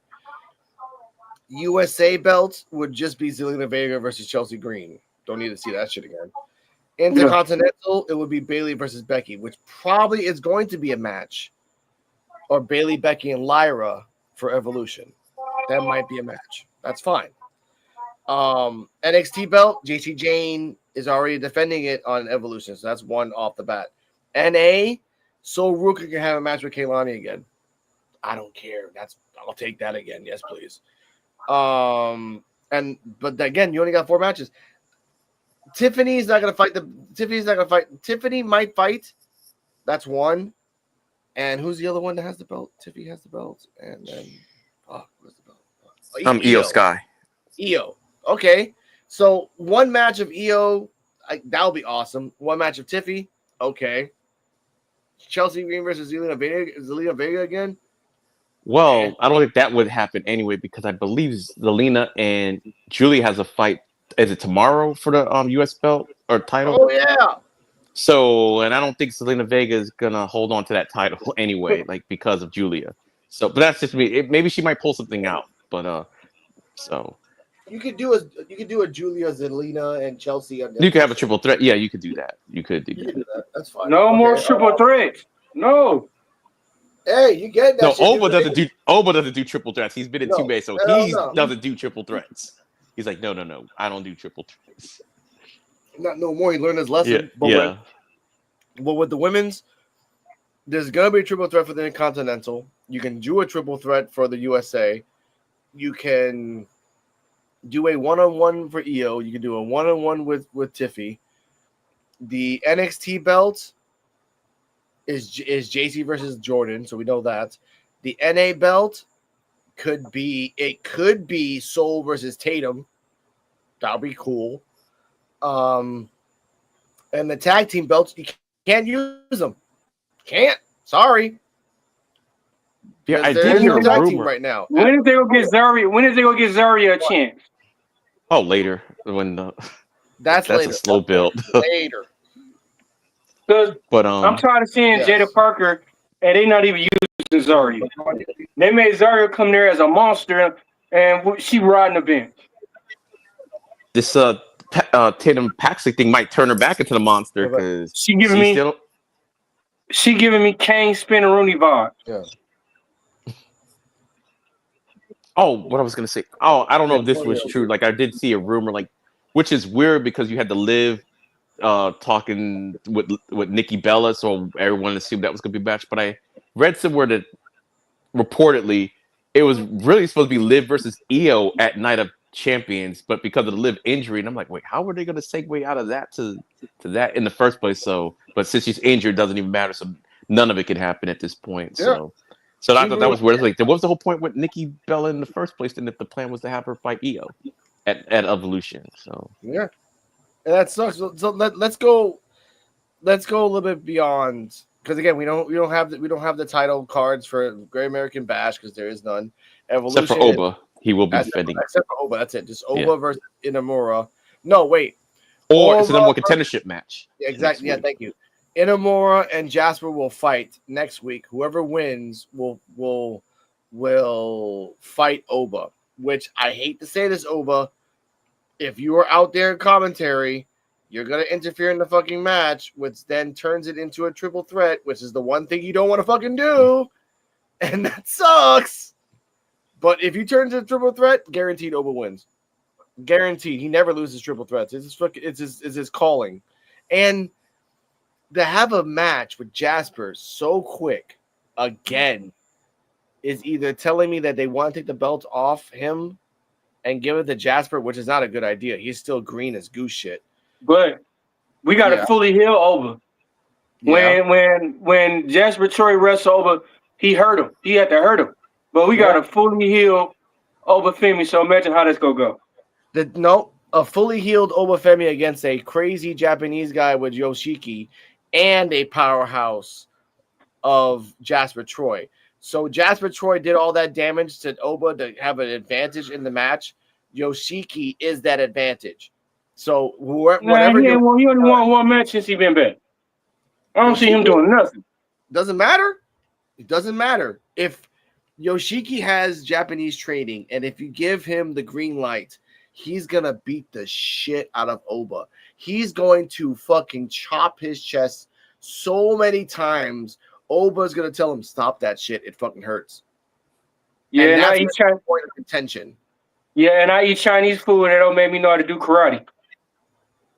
Okay, you cannot compare you going to a Chinese place with shout out to the Chinese That's place. what I'm saying. But no, you cannot compare a Chinese place with a Japanese wrestler wrestled in Noah. Going, I Okay, have to give sushi. full credit. Okay, sushi. Yeah, That's look, like me eat sushi, and I'm supposed to learn a martial arts technique. if you post, that's on your own time. But I will say this: EOD Wrestling Hub. If it's Yoshiki versus Oba, how long is the match? And if it's if it's Jasper versus Oba, how long is the match and who wins? Either one. I think the match is going to be the same length no matter what. If it's a one-on-one match, I think it's going to be the same length no matter what. Championship match, probably 12 to 15 minutes since it's a championship match. With either one. We saw what could happen with Jasper and everything. I just think it's like weird. I guess I get it a little bit because you don't have anybody. He's physically imposing it. I get it, but that shows just the lack of men that you have in the division in the first place.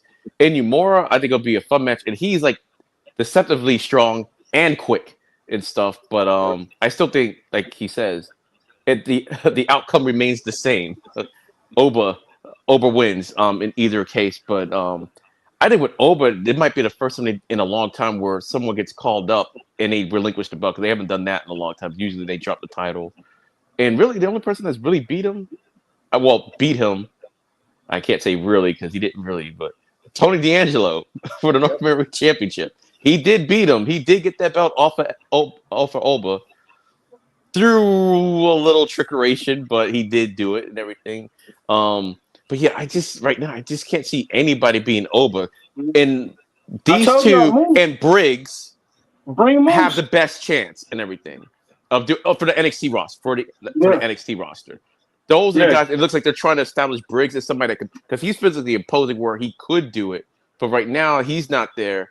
And I don't think these two guys. And Troy is like, okay, even Brock Lesnar had like almost a year before he got the title and or something crazy like that, or a couple months, something like that. At least he had some time. A couple months. Yeah, it was a couple months. Yeah, this is like what will be his second match or whatever. Yep. So it's like no, because then you run into the same exact problem.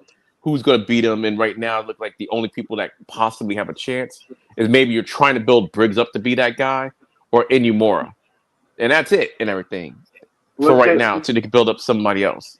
So. What they should do is let Moose beat Obafemi, move Obafemi to the main roster. That's when I'll see Inumura beat Moose for the belt. Because right now I don't see nobody. I can see that. I can see Inumura beating Moose for the belt. Yeah, and it would be kind of turnabout's fair play if someone from TNA did get the NXT title for just a little bit. So it's like, hey, it's not a one-sided street over here. I can see that and everything. I don't know if they'll do it, but I can see that happen. They won't because of the fact that he's TNA and Moose is a registered, even though he was acquitted. I know his situation. So that's the part that they can use him for matches, they can use him for rental, but in terms of the rules, they can't use him for the main things because of what he did. So with that being said, I will say with Oba, him versus Yoshiki would be a good fucking match. Him versus by the way, this will be Jasper's third match in the contenders. And then the fourth match if he wins against Oba. So he's By the way, he beat up Dante Chen so much he debuted and Evolved. Man, that's how fucking bad it was. He beat him into a demotion. An LFG guy got bumped up to NXT and beat up an NXT guy that got demoted to Evolve. That's how bad it was. How you get your ass whooped so bad they demote you? They're supposed to feel sorry for you. They did. That's why they sent his ass to Evolve. Like, we can't really fire you because and still getting his ass beat. And this stupid dragon gimmick. He's like does the hands up like I'm like, all right, anyway. But with this happening, Oba, he'll fight the Great American Bash. Great. He has to lose the belt soon. He said it too. He had the belt since January. That's 6 months. if you're gonna be like one of those champions that have it for a year, you need to have challengers to come in and to attack him. But for him saying now, he was kind of like a dick, and now he's a tweener babyface, leaning more on babyface because he's asking about open challenges now. He's asking for opponents, but he's still like, I just want to fight, not because I want to give people a chance. Like, no, because I'm fucking hungry and I want to fucking fight. That's the only reason. That's a tweener. But he's still you're giving open challenges, which is the John Cena stamp of approval babyface shit. It's a weird time to be alive. But EOD Wrestling Hub 33 overall rating of the show before we get out of here. The overall rating of the show, only because, like I said, I believe it's kind of a reset. I'm going to give it an A- because they're starting to showcase new people. They're trying to elevate people for whatever reason. So I give it an A- because I think that's what the show was really trying to do. Hey, imagine this. Obafemi get called to the main roster. Him and Almost is tag team champion, and Obafemi got the rest of the belts. The World Heavyweight belt, the goddamn US belt. That'd be dope. I still want to see Omos as Tony's heavy. I don't know why. I just want that to happen. I don't think it will, but that's what needs Almost to happen. been doing, man. Almost went to Japan. I don't even. No. I know he's been doing good, but I mean, just on the main roster, like I want to see. Like he can always get those belts later, but when he comes back with Tony, I want Omos with Tony D'Angelo. I don't know why. I just want it to happen. How you gonna have an Italian with a black man? Oh. And he by doing it. That's why I say, hey, you got two rulers. You got two different rulers, part of Africa, coming together. Hey, a lot of crazy stuff has happened just in the U.S. alone in the last couple of years that I never thought would happen. So you got Almost and Obafemi. They got a gimmick where they trying to. We got these other people trying to take our land. We got to come together and be you can still do that. You can still do that. But I got to see the Tony D'Angelo thing. That's just what I want. I want to see. No, because it's some shit Tony D'Angelo can't say to Obafemi without Omos put hands on. Oh, here you go. Remember, Omos was Tozawa's ninja. Don't forget that he was. But he never showed his face. He never showed his face. Allegedly. So I'm pretending like that didn't never happen. That's like me. I'm 5'10". I'm in denial. Get away with it. That didn't happen in my eyes because I didn't see his face. Now, I'm gonna say this about all this is happening. Like, yeah, Oba's doing all these things and he can take all the belts and all that stuff. That's great. But overall, for me, rating of the show would be a B-, because again, they're setting up stuff for the future, which I do like that Miles Bourne and Yoshiki and Tavion Mask, or just damn, that's a good one, Tavion Mask. Anyway, I give it a C-. C-, Cardi M. Overall, I give it a solid B-. B-. Okay, give it that. All right, B- is normal for me. After everything that's happening, ladies and gentlemen, Sunday we will have the Evolve Post Review podcast. One of the greatest last woman standing matches in WWE history, and it was in a very small gymnasium. For God's sakes, God, I mean, come on. I won't spoil it, but I will say just get some good food in you before you watch. It's graphic. Yeah, what he said. It is. EOD Wrestling Hub 33. Please tell everyone your socials, and again, your link will be in your description down below.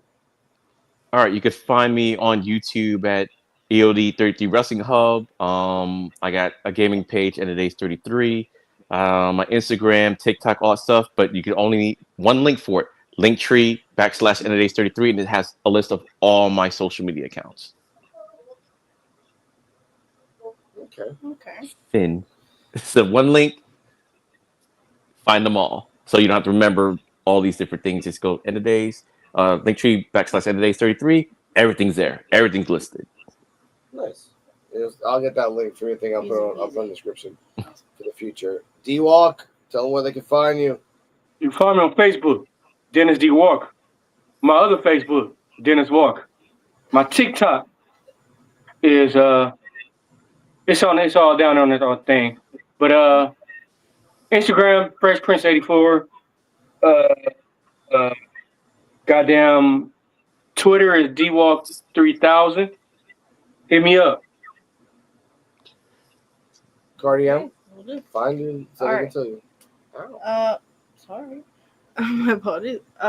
You can find me at Nora Project and Kardala Muhammad on Instagram. Peace out. Good night, guys. Ladies and gentlemen, thank you for watching NXT Time with D-Walk. We will see you possibly on Saturday night, talking Night of Champions if no one has gotten kidnapped in Saudi Arabia. Next week, we will talk about the Great American Bash and all the other things. Hopefully, we'll have a all-woman panel for the Evolution show. Cardi M, CJ Wolfie, Voodoo Bop, and another person. And all the guys will be like the small people in the background. And other than that, stay healthy, stay happy. On the road to 4,000 subscribers, I'm like 100 and... That's what I'm talking about. Yeah. Hey, left. Congratulations. Alex, you see that last video we did with the Hulk Hogan thing? You see Yeah, how it was skyrocketing? Yeah. And to say this, EOD, you didn't know me that well. I mean, I guess you didn't know me back in when this is my second channel.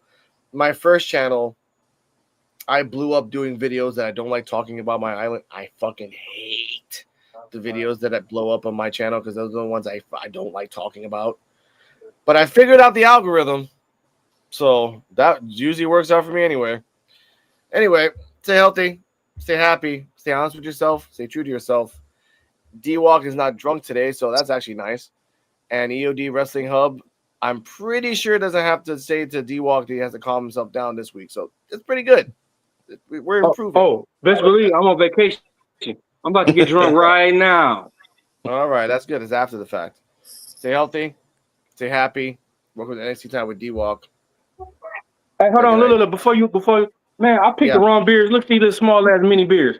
Wait. I see your face. Yeah, wait. Oh, those little Modelo's, man. Those nice.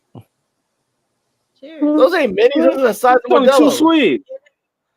That's your dumb ass. I got a No, big they can in baby. the fridge, so. I know. I got you, man. I got you. We had some. Yeah. We had They some baby Raspberry. Modelo's. I know. Speaking of the I babies, look like Big Show holding this beer. well, Yeah, I'm good. like Big Show holding this beer, make it look so small. Find a small girl, and they said you're big enough as it is. Ain't good. No.